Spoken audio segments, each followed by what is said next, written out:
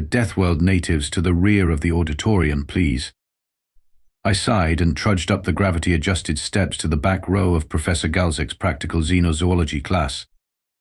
The blue-skinned Arcturian with his 6 eye stalks didn't even bother looking in my direction as he made the announcement.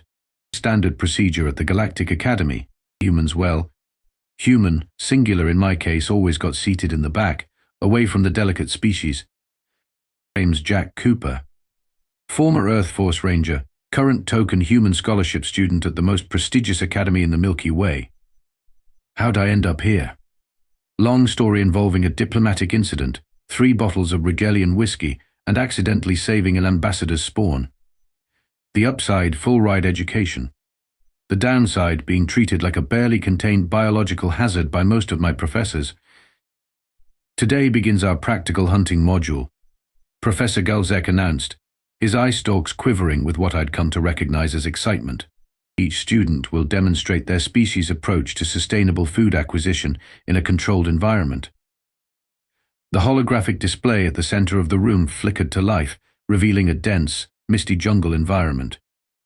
Several creatures resembling a cross between Earth's mountain lions and giant centipedes slithered across the projection.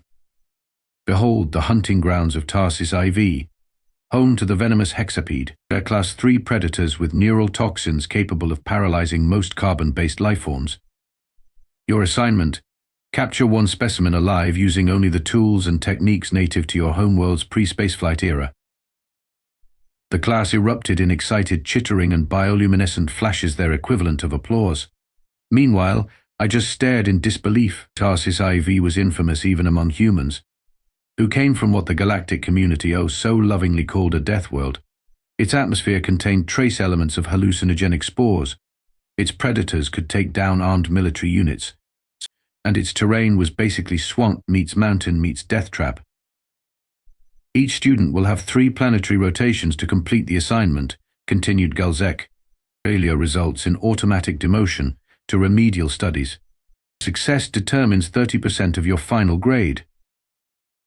As if sensing my growing dread, one of Galzek's eye stalks swiveled in my direction. His mouthparts clicked in what passed for a smirk among his kind. This should be especially educational for our human student.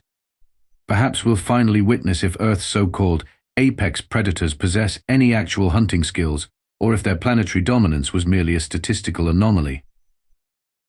Snickers rippled through the classroom, most noticeably from Krell, the mantis-like Thracian who never missed a chance to suggest humans had evolved through sheer dumb luck rather than any actual biological advantages. His mandibles clicked rapidly in their species equivalent of mocking laughter. "Professor," chirped Luxner, a floating gas-bag Ventusian who seemed to consist mostly of translucent membranes and nervous energy, "will we be provided with protective gear? My species has a particular sensitivity to most toxins." "Ah, excellent question. Safety harnesses with emergency extraction beacons will be provided. However, they are to be used only in life-threatening situations. Using them otherwise constitutes abandonment of the assignment." Galzek's primary eyes blinked in sequence.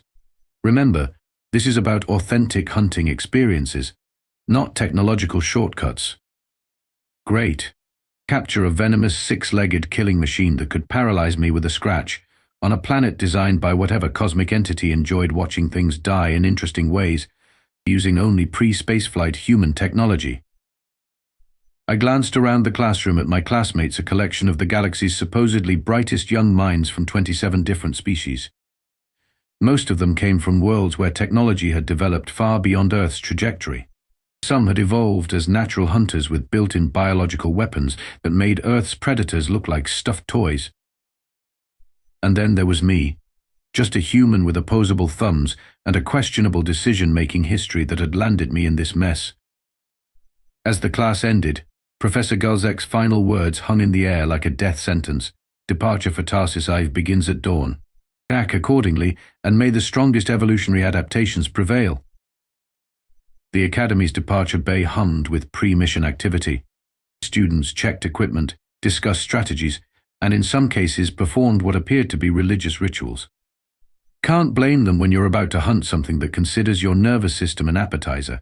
A little divine intervention couldn't hurt. Professor Galzek stood by the shuttle entrance, surveying his students with all 6 eye stalks rotating independently, a disconcerting sight even after months of classes with him. He held a holopad, checking off names as students boarded. "Ah, Cooper," he said when I approached, not bothering to hide the note of condescension in his voice. "I'm surprised you decided to participate rather than taking the automatic failing grade. Most humans would recognize their limitations in this scenario." "Well, Professor," I replied with my best approximation of cheerfulness, "I figured why miss the opportunity to get eaten by an alien centipede? Really rounds out the educational experience." His eye stalks quivered in what might have been annoyance or amusement. Hard to tell with Arcturians. "Your species' use of humor as a defense mechanism continues to fascinate me. Perhaps you could attempt to capture your prey by making it laugh to death." "If only. I'll settle for my regular human tricks, thanks." "Yes, about that." He lowered his voice. "The Academy Board insisted I remind you that certain Earth hunting methods are expressly forbidden. No projectile weapons, no explosives, and absolutely no nuclear devices of any kind." I blinked. "Professor, pre-spaceflight humans didn't exactly carry pocket nukes on hunting trips. Your species' historical records suggest otherwise. Those were wars, not hunting expeditions. The distinction seems academic when discussing humans." His mouth parts clicked. "Boarding now. Try not to cause a planetary extinction event." "May." As I found my seat on the shuttle, Krell chittered from across the aisle, his insectoid face impossible to read but his tone unmistakable. "Cooper, I've been studying your species' hunting techniques, quite primitive. Mostly involved chasing prey until it collapsed from exhaustion, yes, not very sophisticated." "We call it persistence hunting," I replied, strapping myself in, "and it's just one method." "Fascinating approach for a species with such obvious physical disadvantages," he continued. "No natural weapons, poor sensory capabilities, limited strength. It's remarkable you survived long enough to develop rudimentary tools." Before I could respond, Luxna floated over, her translucent body pulsing with excited bioluminescence. "I've been researching too. Humans used pointed sticks and rocks tied to sticks. How charmingly simple." "We call those spears and axes," I muttered. "And you actually had to get close to your prey?"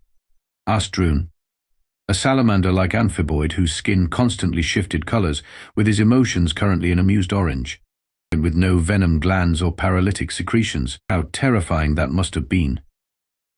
The shuttle engines roared to life, drowning out what was rapidly becoming an interspecies lecture on human inadequacy. As we lifted off, I leaned back and closed my eyes, mentally reviewing my plan. The night before, I'd spent hours in the Academy archives, studying everything I could find on Tarsis IV and its native fauna. The Hexapedes were ambush predators with poor stamina, exceptional climbing abilities, and primarily nocturnal hunting patterns. They were solitary except during mating season, which, thankfully, was still 3 local months away. Most importantly, they were territorial and opportunistic feeders. I'd also done something the professor probably hadn't expected. I'd requested access to the Academy's fabrication lab under the guise of a cultural heritage project. The lab tech, a bored Silurian, had barely looked up from her entertainment feed as I printed several simple items using sustainable materials. When we arrived at our destination, everyone would be rushing to apply their evolved hunting adaptations or fancy techniques. The Thracians would use their incredible speed and natural paralytic secretions. The Ventusians would float silently above their prey, dropping specialized nerve toxins. The amphiboids would camouflage themselves into near invisibility.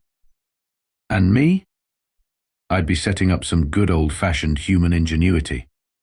"Preparing for atmospheric entry to Tarsis IV," announced the shuttle's AI. "Please secure all equipment and appendages. Survival rate projection, 87%. Krell's mandibles clicked rapidly. "Only 87, better than I expected with a human on board." I smiled back at him. "Don't worry. If things get dicey, you can always hide behind the deathworlder." Tarsis IV smelled like a combination of rotting vegetation, cinnamon, and something vaguely metallic that made my sinuses burn. The air was thick and humid, heavy with spores that glittered in the planet's amber sunlight. We'd landed in a relatively flat clearing surrounded by towering purple-barked trees that reached hundreds of meters toward the sky. Professor Galzek assembled us at the base camp, a cluster of temporary shelters that would serve as our starting point. "Your safety harnesses are calibrated to monitor vital signs and location," he explained, distributing wristbands that adhered to various appendages depending on species. "Each student will be assigned a different sector of the hunting grounds. You have 72 hours to complete the assignment and return with your specimen." He projected a holographic map of the surrounding 5 square kilometers, divided into colored sections. "Your sectors have been assigned based on species capabilities to ensure somewhat equal difficulty levels. Though some of you," one eye stalk swiveled toward me, "may find the challenge more substantial." I looked at my assigned sector, the densest part of the jungle, where the canopy blocked most sunlight, creating a perpetual twilight perfect for ambush predators. Of course, with fabricated tools and local materials only, Galzek reminded everyone. "To begin when ready, and may your evolutionary advantages serve you well." As the others eagerly scattered to their sectors, I deliberately took my time gathering my fabricated tools, simple rope, made from synthetic plant fibers, several wooden stakes, a basic knife, and what appeared to be primitive containers. Krell paused as he passed, his compound eyes reflecting my image back at me. "What bizarre collection of objects are these?" "Yes," he asked, mandibles twitching. "Are you planning to build a shelter rather than hunt?" "Something like that," I replied vaguely. "Perhaps a wise choice. At least you might survive until extraction." He chittered what passed for laughter in his species. "Though I expect to have captured my specimen by nightfall." I watched him dash off into the jungle, his 6 limbs moving with predatory grace. No doubt he'd do well. Thracians were naturally equipped for hunting. But that was exactly the problem with most of my classmates. They relied too heavily on their evolutionary gifts. Humans had never had that luxury. 3 hours later, I was deep in my assigned sector, covered in mud and plant sap, but making good progress. I'd found a game trail near a murky stream, one with clear Hexapede tracks leading to and from the water. Classic predator behavior, established territory near a water source where prey would regularly visit. I'd set up my first trap, a simple pitfall covered with local vegetation, deep enough to contain a Hexapede temporarily but not injure it. Nearby, I'd created a basic snare system that would tighten around a limb rather than the creature's torso, avoiding any potential injury to vital organs. The most time-consuming part had been preparing the bait. I'd collected various local fruits that showed signs of being partially eaten, presumably by the Hexapede's own prey species. These I'd arranged in patterns that would draw smaller creatures and eventually the predator. As I finished disguising my third trap, I heard a distant scream followed by splashing. Someone had apparently discovered that not everything in the streams was harmless. I smiled grimly. The professor had conveniently neglected to mention the parasitic water leeches in his briefing, but I'd found them in my research. Just as I was setting up my final trap, a simple deadfall that would release a net rather than a crushing weight, I heard movement in the underbrush. Freezing in place, I slowly turned my head to see a pair of iridescent eyes watching me from between fern-like plants. Not a hexapede, this creature was smaller, about the size of a rabbit, with multiple thin legs and a bioluminescent pattern pulsing along its flanks. One of the local herbivores, likely a potential meal for my target predator. I remained motionless, watching as it cautiously approached the area where I'd scattered some of the fruit bait. After a tense moment, it began to feed, its tiny mouth parts delicately picking apart the purple flesh of the fruit. Perfect. The food chain was beginning to work in my favor. In the distance, I heard what sounded like Luxna's distinctive high-pitched voice expressing either excitement or terror, hard to tell, with Ventusians, followed by a loud crash and the sound of something large moving rapidly through the undergrowth. It seemed like everyone was having an eventful first day. As for me, I had no intention of actively hunting until all my preparations were complete. Humans might not have venom, superior strength, or natural camouflage, but we had something that had served us well since we first picked up a rock and eyed a mammoth with hunger. Patience. Nightfall was approaching. Time to find a secure spot to rest, away from my traps but with a clear view of them. Tomorrow would be the real test of whether human hunting methods could stand up against the galaxy's apex predators, both the ones we were hunting and the ones I called classmates. Dawn on Tarsis IV brought an eerie chorus of alien wildlife and the distinct sound of someone or something moving rapidly through the underbrush about half a kilometer away. I'd spent the night in a hastily constructed platform 10 meters up one of the purple tree trunks, high enough to be out of reach of most ground predators, but low enough to keep watch on my trap network. I checked my improvised alarm system threads connected to each trap that would tug on small bells I'd fabricated. Nothing had triggered overnight, but that wasn't surprising. The Hexapedes were intelligent hunters. They'd need time to become comfortable with the new elements in their territory. My wristband pinged with an automated message. Student Luxner has utilized emergency extraction. The current completion rate, 0.27 students. First casualty. Not surprising, Ventusians were physically fragile despite their toxin-producing capabilities. Before I could contemplate further, the band pinged twice more in quick succession. 2 more students out already. This assignment was turning into a bloodbath, metaphorically speaking. The Academy's medical facilities would be busy today. I climbed down from my perch and began methodically checking each trap, refreshing bait where needed and making minor adjustments based on signs of local activity I could observe: bent grass, scratches on trees, fresh droppings from smaller creatures. Near midday, I heard frustrated cursing in multiple languages coming from the direction of Krell's sector. Curious, I carefully made my way toward the sound, being sure to stay downwind and move silently. Basic human hunting techniques that apparently weren't so basic to species that relied on natural advantages rather than stealth. I found Krell in a small clearing, his exoskeleton covered in some kind of purple pollen that seemed to be interfering with his natural camouflage abilities.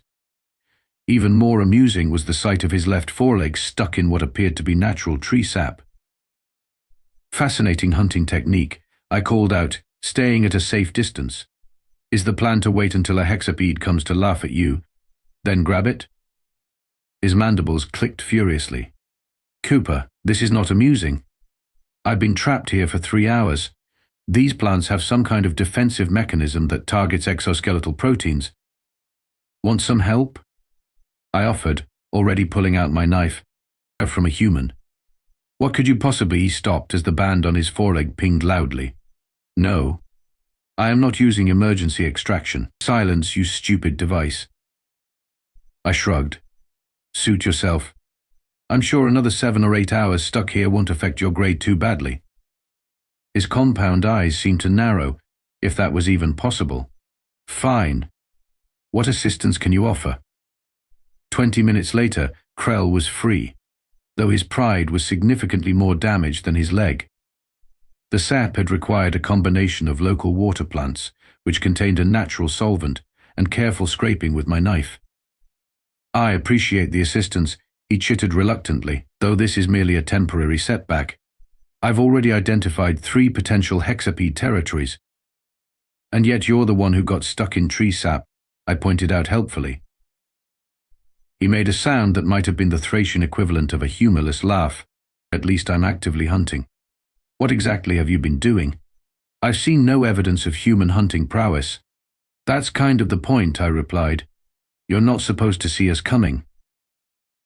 Before he could respond, both our wristbands pinged simultaneously. Students Droon, Vazix, and Teller have utilized emergency extraction. The current completion rate, 0.27 students. Krell's mandibles twitched nervously. 5 extractions already? These creatures must be more formidable than the professor indicated. Or maybe everyone's approaching this all wrong, I suggested. A frontal assault isn't always the best strategy, especially against ambush predators. Perhaps, he conceded reluctantly. What would you suggest, human? I smiled. I'd suggest you worry about your hunt, and I'll worry about mine. We're being graded individually, remember? As I turned to leave, one of my trap alarms, a small vibration setting I'd programmed into my wristband, activated. Something had triggered trap number 2. "Good luck, Krell," I called over my shoulder. "Try not to get stuck in any more plants." I moved quickly but carefully back to my sector, excitement building. When I reached the second trap location, I couldn't help but grin. There, thrashing angrily in my reinforced net trap, was a juvenile hexapede, not fully grown, but definitely the right species and, more importantly, caught alive and relatively uninjured. Its 6 legs ended in razor-sharp claws that slashed at the netting, but the synthetic fibers held strong. Its elongated body, covered in iridescent scales that shifted color with its movements, twisted in frustration. The creature hissed, revealing rows of needle-like teeth, designed for puncturing and injecting venom. "Hey there, beautiful," I murmured, keeping my distance. "Let's get you secured for transport." Using the remaining rope and a technique that Earth snake handlers had perfected centuries ago, I managed to secure the creature's most dangerous parts without causing harm. The whole process took nearly an hour of careful maneuvering, a few close calls with those venomous fangs, and more sweat than I'd care to admit. Finally, I had my prizer contained, living hexapede secured in a transport harness of my own design. I activated the locator function on my wristband, Student Cooper reporting successful capture, requesting coordinates for specimen delivery. There was a long pause before Professor Galzek's voice came through, sounding distinctly surprised. "Verification required. Transmit visual confirmation of living specimen." I held my wristband up to capture an image of my secured hexapede, making sure to include its clearly moving limbs and alert eyes in the frame. Another pause, longer this time. "Coordinates transmitted to your device. Proceed to collection point." As I gathered my makeshift harness and began the journey back, my wristband continued to ping with extraction notifications. By the time I reached the halfway point, 12 more students had abandoned the assignment. 14 failed students out of 27, and so far I was the only one reporting a successful capture. Not bad for a primitive deathworlder with pointed sticks. The collection point turned out to be a makeshift field laboratory Professor Galzek had established near our landing site. When I arrived, dragging my secured hexapede in its transport harness, the scene that greeted me was one of chaos and exhaustion. Several students lay on medical cots, receiving treatment for various injuries, mostly puncture wounds, toxin exposure, and what appeared to be psychological trauma in the case of a trembling Medusan, whose crystalline appendages kept fracturing and regenerating in a stress response. Medical drones hovered over the worst cases, administering counteragents and painkillers. Professor Galzek stood in the center of it all, his eye stalks drooping slightly, the Arcturian equivalent of fatigue. When he spotted me and my captured prize, all 6 eye stalks snapped to attention, focusing on the securely restrained hexapede. "Cooper," he said, his voice carrying a note of genuine surprise, "you've actually succeeded." "Don't sound so shocked, Professor," I replied, carefully transferring my specimen to the containment field he indicated. "I told you humans have our methods." "Indeed." His mouthparts clicked rapidly as he examined the hexapede. "Juvenile female, excellent condition, minimal stress indicators. How did you manage to capture it without sustaining injuries? The venom sacs appear untriggered." Before I could answer, Krell staggered into the clearing, dragging what at first glance appeared to be another hexapede. On closer inspection, however, it was clearly dead and missing 2 of its 6 legs. "I have captured my specimen," he wheezed, his exoskeleton covered in scratches and a suspicious purple fluid that might have been hexapede blood. Professor Galzek's eye stalks vibrated with disapproval. The assignment specified a living specimen, Student Krell. "This one has been dead for at least 4 hours. It was alive when I caught it." Krell protested, mandibles clicking frantically. The transport process was challenging. "In other words, it fought back and you killed it," I translated helpfully. Krell's compound eyes swiveled toward me. "Not all of us resort to trickery, human. I engaged in honorable combat as befits a Thracian hunter." "And how's that working out for you?" I gestured toward his dead specimen. Professor Galzek interjected before our banter could escalate. "Cooper's specimen is currently the only successful capture. Unless the remaining students produce results in the next 12 hours, he will be the sole recipient of full marks for this assignment. As if on cue, my wristband pinged again. Students Grelk, Phobos and Zin have utilized emergency extraction. Current completion rate, 1/27th students. Take that the next 7 hours, the professor corrected, checking his data pad. The extraction rate has accelerated significantly. It seems the Hexapedes have become more aggressive as they detect increased activity in their territories. I nodded. They're territorial ambush predators. The more you invade their space and make yourself obvious, the more they switch to active defense mode. Every eye in the camp, and there were many, given the diverse species present, turned to stare at me. What? I shrugged. I did my research before charging into unknown terrain.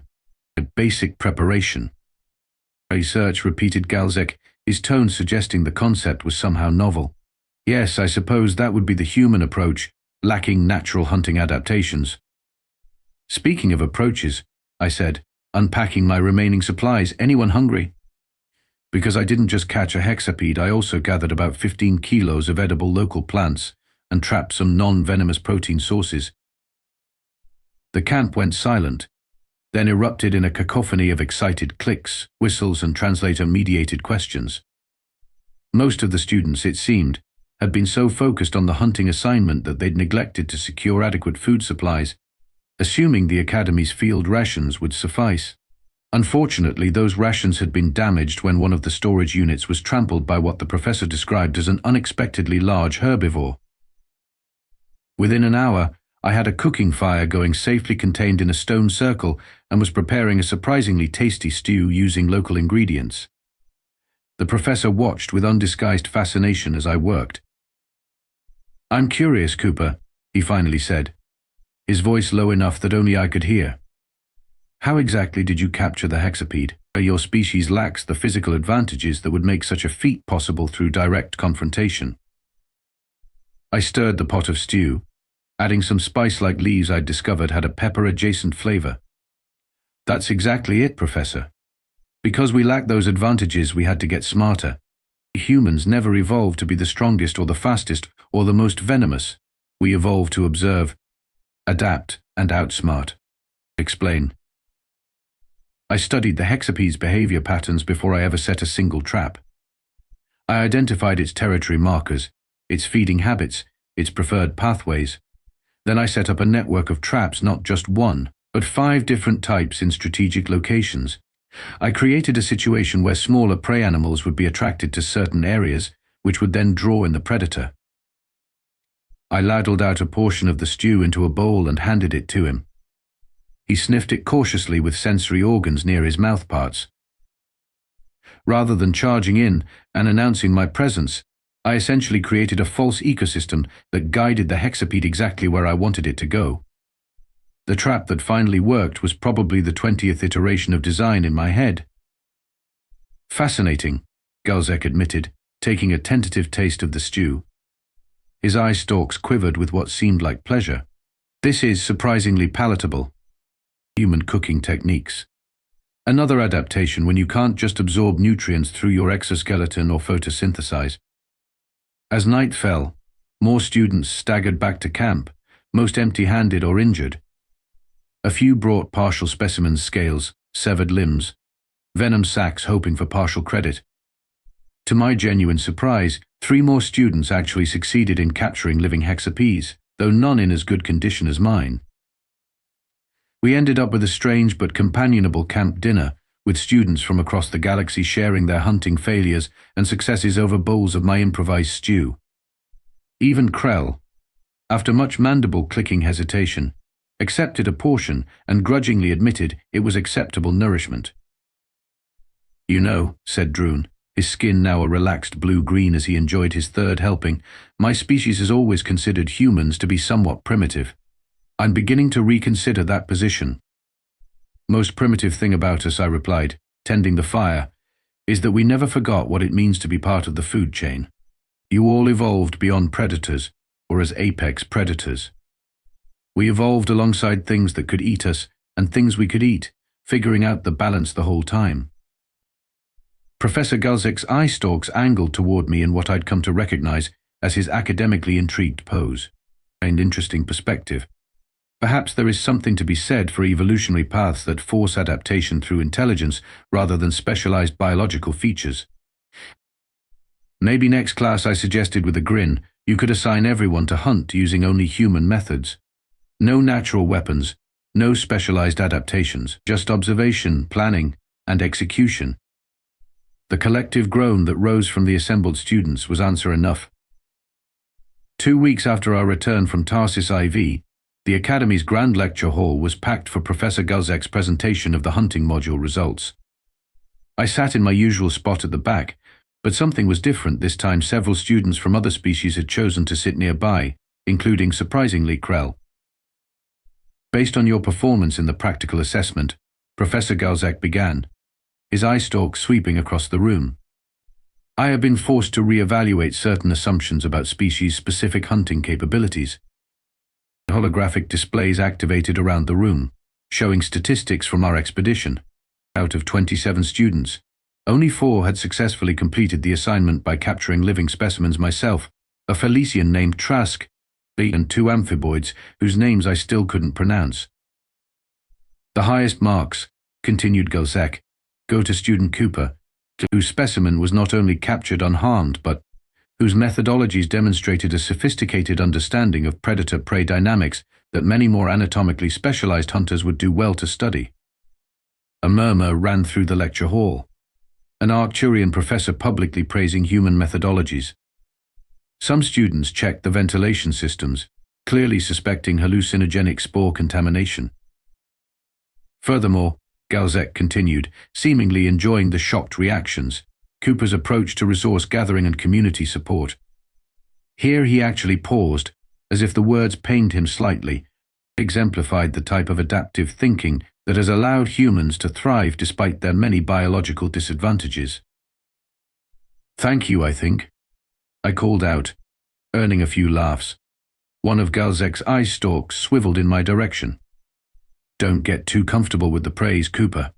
Your species still ranks among the most destructive in catalogued galactic history. We're working on it, I replied cheerfully. Indeed. His mouth parts formed what might have been a smile, which brings me to the next module, Sustainable Ecosystem Management. For this assignment, students will be divided into mixed species teams, with each team including at least 1 member from an acknowledged deathworld planet. The groans from around the room were almost musical in their diversity. Student Cooper will serve as team leader for Group Alpha, Galzek announced, given his demonstrated capabilities in adaptive resource management. Krell's mandibles clicked rapidly beside me. It seems I have been assigned to your team. Human. Try not to let this minor success inflate your already concerning ego. Wouldn't dream of it. Bug guy. I am not a, he began, then stopped, his compound eyes studying me. That was humor, wasn't it? Your species' bizarre attempt at social bonding through mild insults. You're catching on. I nodded approvingly. After the lecture, as students filed out of the hall, Professor Galzek gestured for me to stay behind. When the room had emptied, he approached, all 6 eye stalks focused intently on me. I'd been teaching at this academy for 73 galactic standard years, he said without preamble. In that time, I've instructed members of over 300 different species. Do you know what I've observed, Cooper? That humans are exceptionally charming and good-looking compared to the galactic average, I suggested. One eye stalk twitched in what might have been amusement, and that specialization, while evolutionarily efficient in stable environments, becomes a liability when conditions change. Species that evolve highly specialized traits often lose adaptability. While generalists like humans have to get creative to survive, I finished for him. Precisely. Your species lacks impressive natural weapons, extraordinary sensory capabilities, or specialized hunting adaptations. Yet you've managed to become apex predators on a planet that should, by all accounts, have eliminated you millennia ago. We call it the human spirit, I said, only half joking, though most other species call it stubborn idiocy. Perhaps it's time the galactic scientific community reconsidered that classification. He handed me a data crystal. Your performance has earned you access to advanced xenobiology courses typically reserved for senior students. Should you continue to demonstrate this level of innovative problem solving, there may be a research position available upon your graduation.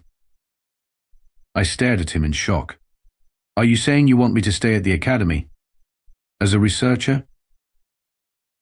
I'm saying the galaxy might benefit from a more thorough understanding of how a species with no significant natural advantages managed to not only survive but thrive. His eye stalks quivered in what might have been embarrassment, and I may have placed a substantial wager in the faculty pool regarding your performance in the next module. I couldn't help but laugh. So I'm your prize Hexapede now? More like an unexpectedly useful research assistant, he corrected. Don't make me regret this decision, Cooper.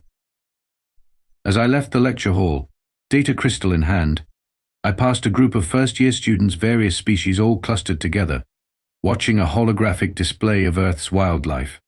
One of them, a silicon-based life form with crystalline appendages, noticed me and beckoned excitedly. You're the human who captured the Hexapede, right? Without venom glands or exoskeletal weapons or anything. That's me, I confirmed, stopping briefly. How? How does a species with such obvious evolutionary disadvantages manage to become a significant galactic presence? I thought about it for a moment, remembering the traps I'd set on Tarsis IV, the planning, the patience, the observation, all skills my ancestors had developed, not despite being at a disadvantage, but because of it. We learned early that you don't have to be the strongest creature in the forest, I told them with a smile. You just have to be the most stubborn, the most creative, and occasionally the most willing to share your lunch with those who tried to eat you first. Their translator struggled with the concept, spitting out a series of confused chirps and clicks. Some ideas, it seemed, were uniquely human, and for the first time since arriving at the academy, I felt like that might actually be a good thing. As I walked away, I heard one of them ask another, "Is it true humans used to hunt creatures 10 times their size using only pointed sticks?" I grinned to myself. Just wait until they heard about the time we domesticated wolves by sharing our campfires. Humanity, fuck yeah, indeed.